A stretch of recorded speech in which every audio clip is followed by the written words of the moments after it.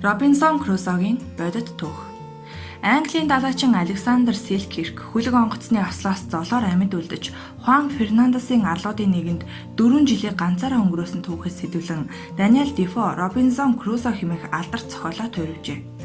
Гэхдээ Александрын туулсан амьдрал Робинсон Крузогийнхтой огтхон ч адил байсангүй. Александрын аж төрж байсан тэр арлыг өдгөө Чилибүүд Робинсон Крузо гэж нэрлэдэг байна. Номхон далайн дорн хязгаарт буюу өргөргийн 34 градуст газрын зураг дээр цэг төдий тэмдэглэгддэг Хуан Фернандес гэдэг бяцхан арал бий. 15 наснда анх далайд гарч 20 наснда 130 тонн жинтэй авраг Cinque Forte хөлгийн багийн гишүүн басан тэрбээр их нутаг Англиасаа хол олон жил Бразилийн өмнөд эргээр аялжээ. 1704 оны хавар Аргентины өмнөд цэгт хүрсэн түүний хөлөг Чили эргийг даган хойд зүг рүү чиглэлээ өөрчилсөн байна. Харин урт удаан аялалд туйлдж далайн өвчнөд нэрвэгдсэн 90 дайчны 48 нь бүтэн 7 сарын дараа уг хөлгүй далайд таарсан эхний бөгөөд эцсийн хуурай газар Хуан Фернандес арлыг харах хувьгүй байв. Амьд үлдгэсдийн дунд байсан Александр Хуан Фернандес арал дээр үлдэхийг багийнхнаасаа хүсжээ. Тэр хуучирч гэмсэн хөлгөө холын аянд тэсвэрлэхгүй гэж Ахмад Страдландаа уучралсан ч үгнээс нь зурсан далайчандаа хилгэлсэн Ахмад Александрыг өөрийг нь эзгүй арал дээр орхин одов. Ойр ганцаараа хоцорч байгаа мэдсэн Александр ахмадаасаа өршөөл ирж эргэж ирэхээ гуйн хичнээн хашгиравч Стратланд залуураа эргүүлсэнгүй. Ийхүү 1704 оны 9-р сард эзгүй арлын эрэг дээр залуу далайчин Александр Селкирк өөрийг нь орхин холдох хөлөг онгоцныхаа араас орилсоор үлджээ. Жижиг авдар нэмгэн хүнжил өмссөн хувцастайгаа хоцорсон Александрт цөөхөн сумтай буу, хутга сүх, Библийн судар, шил архил байлаа. Өөрийн гараар завь хийж арлаас явна гэдэг байж боломгүй хэрэг байв.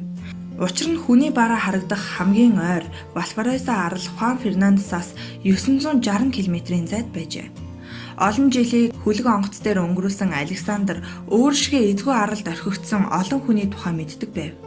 Цэвэр усгүй эзгүй арал дээр яст мэлхийн цусаар амиа зогоож олон жил амьдарсан Педро де Серрано гэх хэрэг аврагдсныхаа дараа галзуурсныг Перугийн нэгэн далайчин эзгүй арлаас явах гэж 3 жил оролцсны эцэст амиа хорлсныг тэр нэг бусуудаа дуулж байлаа. Харин Аз болоход Александрын арал хүнсний ногоо, цэвэр ус, идэж болох далайн хав, чиглэг газрын бам өвчнөөс хамгаалах чавгаар илбэг байв.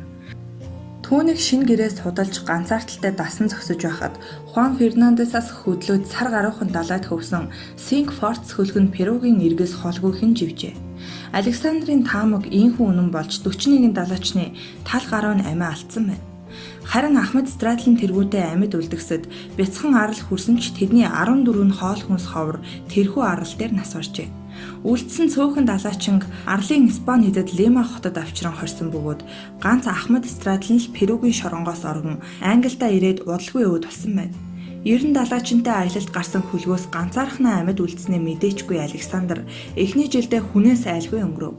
Харин нэг өдөр түүнийг үргэлжийн адил далай харуулдан сууж байтал нэгэн аврах хөлөг онгоцны шуургааг харагджээ. Баярлсан Александр өөдөөс нь гүйх гэснээ гэнэт хөлгийн тавцан дээр Испанийн туг байгааг харсан байна.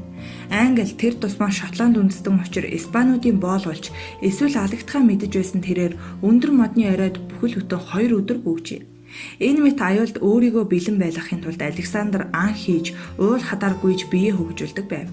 Тэрбээр зэрлэг амьтдад бариулахгүй тулд тэднийг бав ахтанд зэрэмдэглэдэг байж. Тэр 4 жилийн дотор Хуан Фернандесийн 500 гаруй ямааг нядалсан байна. Ганцаардмал өдрүүдийнхээ ихэнхийг тэр далай ширтэн од тоолон өнгөрөөж нэгэн цагт мэддэг байсан огт өөр ертөнцөө дурсан өөртөөгөө ярьдаг байв. 1709 оны 2 дугаар сарын 2-ны орой Хуан Фернандес арлыг зөвлөн аврах хөлөг онгоц ирж яваа нь харагджээ. Цөхрөнгөө бараад байсан Александрт хүний бараал харж байвал өөрийг нь аврахаар ирсэн мэт тэр хөлөг аль улсынх байх нь хамаагүй басан байв. Cinque Forte-ийн адил өмнөд Америкаас аялж байсан Англи хөлгийн ахмад Woodes Rogers дэлхийг тойрсон түүх номондоо цэвэр ус хоол хүнс хайж явсан биднийг Хуан Фернандес аралд хүрэхэд Александр гараа толгойнхаа ард аваад өөрийгөө хаягдсан гэж хэлсэн. Тэр манай хөлөг дээр байсан муур холгоныг хэмжээшгүй их алтаарсан юм шиг баясан харж байлаа. Миний бяцхан муужгааг яг л хүүхэд шиг эрхлүүлсэн. Ердөө 30 гаруйхан настай гэхэд тэр дэндүү хөгшин бас их өрөвдмөр харагдаж байлаа. Александр уранхаа даван хувцастай, эв хавгүй ойсон ямааны дахтай байсан. Хутгаар үзүүлсэн модоор тэр олон цамц дах ойсон юм билээ. Биднийг очиход тэр ганцхан цамцтай байсан гэжээ. Александр 1500 гаруй шөнийг ганцаараа өнгөрүүлсэн юм. Бүхэл бүтэн 4 жил 4 сарын дараа тэрээр гэртээ хариу. Дэндүү удаан хүсэн хүлээсээр Ларго хоттой хүл тавьсан түүнийг өөр нэгэн ганцаардал өгцжээ. Тэр хэдийн төсөөрсөн өөрийн хуучин амьдралдаа зогсож чадсангүй. Олны донд хөлөө олж чадахгүй тэрээр урдын адил ганцаар байхыг илүүд үзэж, ихэнх цагаа дэлүүд тал эзгүй агуйд өнгөрөөдөг байв. 1717 онд Александр 16 настай София Брюсийн хамт Лондон руу зогссон ч түүнтэй гэрэлсэнгүй. Сар гарахны дараа тэр дахиад л далайн аялалд гарав. Тэр 1720 онд Буурчин газрын эзэн Белүсийн эмэгтэйтэй гэрэлсэн ч мөн л хот газрын суурин амьдрал тасалгүй Веймаут хөлгийн 2 дугаар ахмад болон далай тэнгистэй буцжээ. Зохиолч Даниэл Дефог 1719 онд өөрийнх нь амьдралаас хэдвлэн бичсэн Туужаа хэвлүүлснээс ердөө 2хан жилийн дараа буюу 1721 оны 12 дугаар сарын 13-нд 45 настай Александр Селкирк хөлгийн бүхэхтэй амьсгал хураажээ.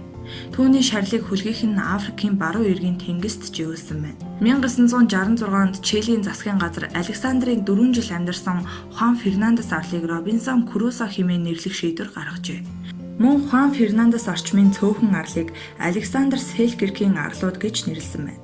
Алдарт Робинсон Крузо туучийн сонирхолтой адал явдал гайхалтай өрнөлийг дэлхийд даяар мэдэгч уг түүхийг амьлуулсан гунигт дээрийн тавиланг мэдэх хүн ховор байх. Одоо ч их захгүй далаагаас хөлөг онгоц харуулдах мэт Александр Селкиркийн хөшөө арлынхаа өндөрлөг хавцал дээрээс сүрлэг харагддаг ажээ.